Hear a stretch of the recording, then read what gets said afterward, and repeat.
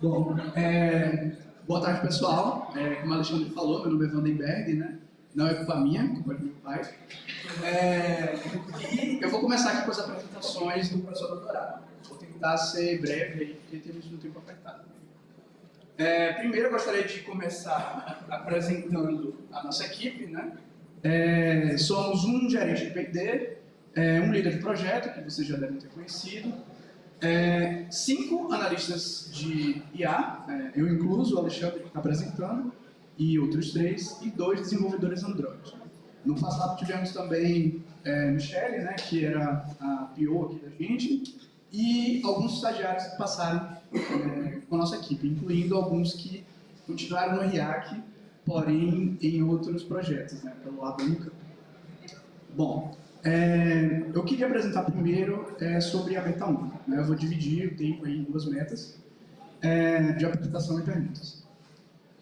O objetivo, aquilo que foi desenvolvido, foi justamente fazer a conexão do CST, né, que é a ferramenta, o toolkit para desenvolvimento de arquiteturas cognitivas, que é amplamente trabalhado aí no RIAC, com outras tecnologias que podem estar, inclusive, em outras linguagens, né, como, por exemplo, Python, que é amplamente utilizado não só pelas outras metas, mas pelo restante do mundo.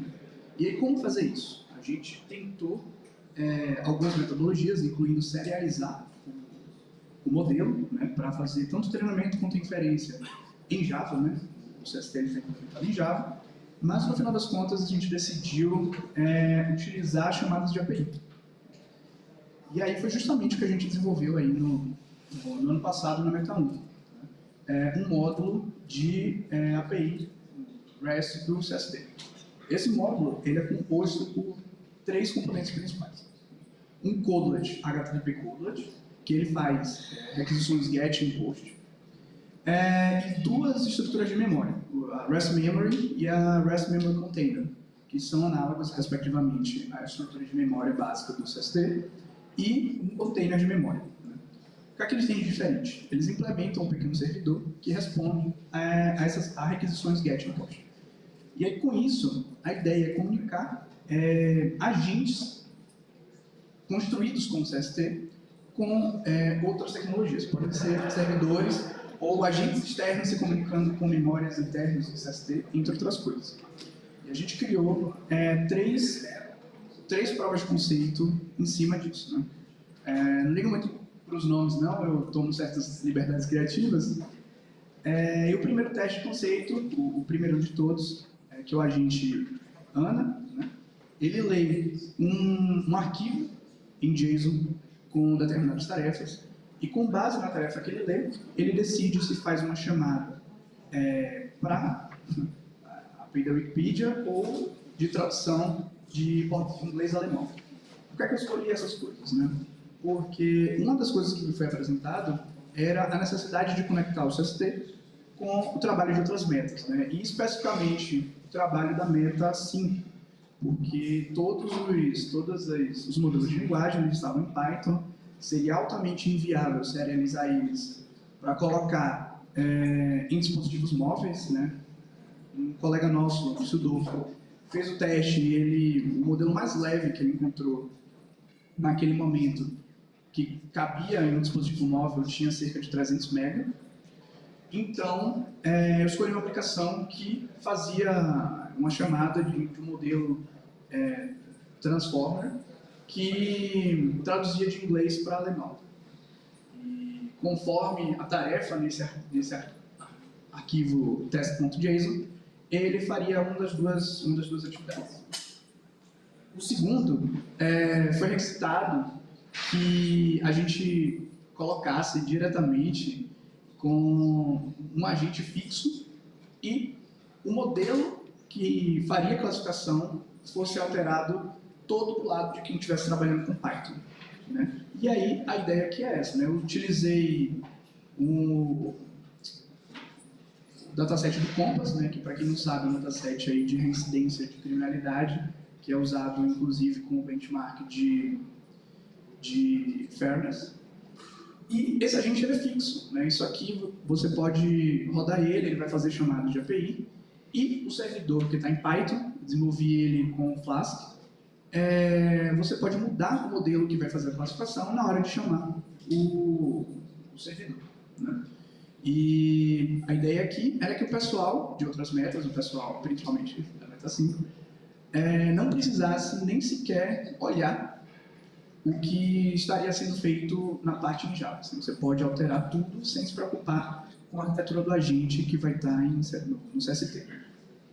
E por último, o outro teste de conceito foi feito utilizando uma arquitetura distribuída, né? Parte desse agente aqui, que faz a mesma classificação do Compass, está em Java, utilizando o CST, e a outra parte ela tem Python, utilizando uma ferramenta aí que eu desenvolvi no meu doutorado, mas que é análoga ao CST, né? Cada bloquinho desse, né, tanto os azuis quanto o bloco cinza, representa uma estrutura independente, né? Então, aquele bloco, não está funcionando direito, aquele bloco de cinza é um único programa do CST rodando, e cada um desses blocos em azul, ele é um container Docker com alguns processos que estão rodando em Python. Mas ele faz basicamente a mesma coisa que o anterior. Ele tem um arquivo, ele classifica, ele deixa disponível em um determinado lugar.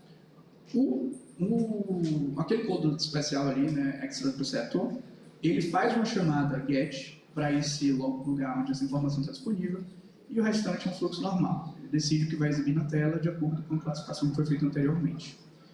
Esses códigos todos estão disponíveis no GitHub do RIAC. Mesmo que essa apresentação não fique disponível para todo mundo, está lá, vocês podem dar uma olhada. E aí, eu termino a primeira parte, eu queria abrir para perguntas se alguém tiver.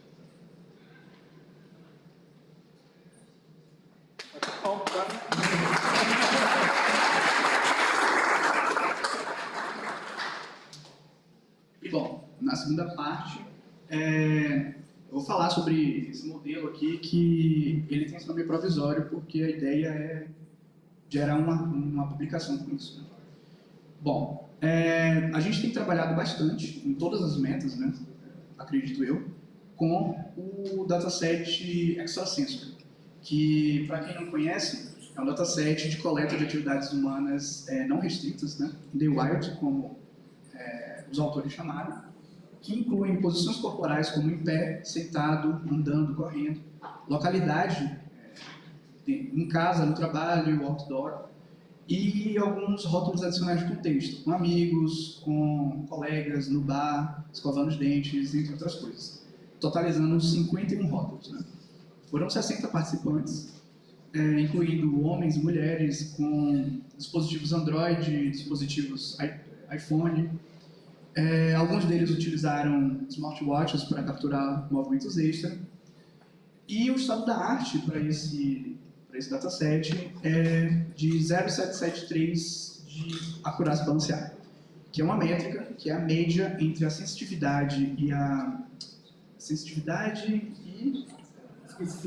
especificidade, que foi sugerida pelos próprios autores originais da publicação da onde esse dataset foi tirado. Alguns trabalhos posteriores utilizaram o mesmo dataset, mas para apenas os 6 rótulos principais, que são rótulos de posição corporal, né? Em pé, correndo, sentado, deitado, andando de bicicleta, e acho que é isso, né? Para esses 6 rótulos principais, o estado da arte é nosso, de uma publicação de 2022, no qual a gente usou uma metodologia híbrida de treinamento, no qual selecionamos 48 usuários para fazer um treinamento centralizado e 12 usuários para fazer um treinamento federado. E aqui a ideia é repetir esse mesmo processo, né? 5 pastas, 48, 12, só que ao invés de utilizar um MLP simples, que utilizamos um MLP com 44 camadas intermediárias, a ideia é usar um modelo de transform.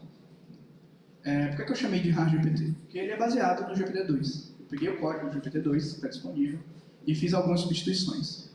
Uma dessas substituições foi substituir a camada de codificação por uma camada linear treinável e adicionei 2 camadas sequenciais no final. Uma camada linear e uma camada com ativação de tangente hiperbólica para fazer essa classificação para os 51 rótulos.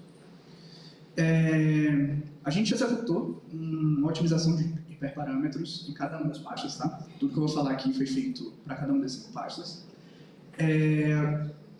Executamos essa otimização considerando os 48 indivíduos, e aqui vocês podem ver quais foram os parâmetros que a gente otimizou, né? Learning rate, batch, número de épocas, entre outras coisas.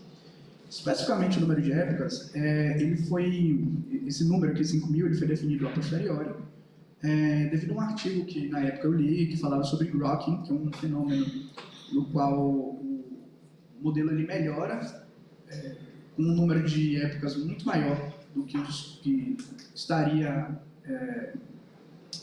overfitado, né, sobrefitado. E, a partir daí, passamos ao treinamento federado utilizando os outros 12 usuários. Aqui eu trouxe um pedaço da tabela da pasta 0 para os 48 usuários. E, para atividades individuais, você já vê que ele bate o estado da arte em algumas coisas, né? Porém, esse dataset ele é muito desbalanceado. Tanto em número de dados, cada usuário tem um número muito diferente de dados um do outro, quanto de atividades.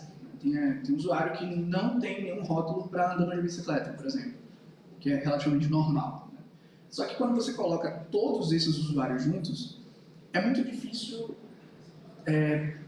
o modelo aprender quais são as especificidades que fazem com que algo seja identificado ou não, né? Até o modo que o usuário utiliza o celular, a altura dele, o jeito que ele se movimenta, torna tudo muito difícil. Como eu falei, né, esse dataset é bastante desbalanceado. E para a pasta 0, não trouxe todas as informações aqui para não deixar tudo exposto. Vocês podem ver que alguns clientes têm performance muito melhores que outros. O cliente 6 aqui, contando a partir do 0, apresentou uma acurácia balanceada de 0,86, enquanto o pior cliente aqui, ele apresentou 0,66, que é 2/3. E isso, né, eu trouxe graficamente aqui, algo que também vai ser apresentado mais à frente por Alexandre, mas mesmo que vocês não estejam conseguindo ler certinho, esses rótulos eles são diferentes para cada um desses usuários, né? Eu trouxe ali, respectivamente, o pior usuário e o melhor usuário.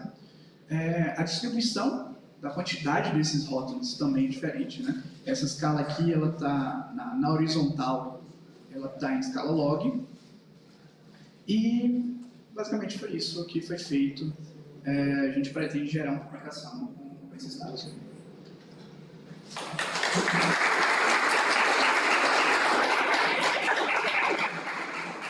Pessoal, alguma pergunta para a gente mudar de tema? Daniel.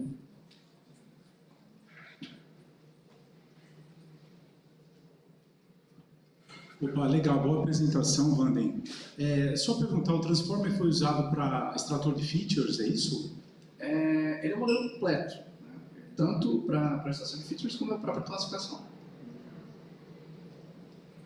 Tá, legal, porque nas outras apresentações tinha como encoder, né, e tinha sempre uma MLP depois, por exemplo, né? Então aqui foi completo, né? Isso, eu adicionei 2 camadas, né? Uma camada linear e uma camada com ativação tangente hiperbólica para fazer a classificação, mas de resto foi o GPT-2. Legal, obrigado.